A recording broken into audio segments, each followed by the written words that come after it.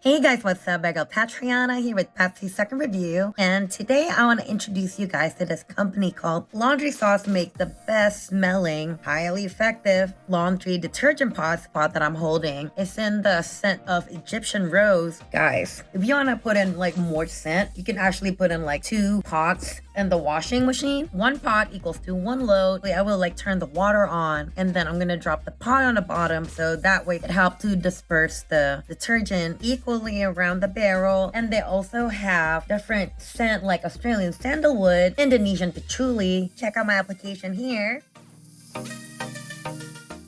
I'm really enjoying the Egyptian rose scent. It's just very pleasant, lasts a long time. So if you're a big fan of scented laundry products, this is your new go-to brand. It will cost $1 per load. If you just buy it as like a one-time thing, it'll cost you $69. But they also have a subscription service and it only costs you 85 cents per load. All right, guys, thank you so much for watching. Don't forget to hit like and subscribe, and I'll see you in the next one. Bye.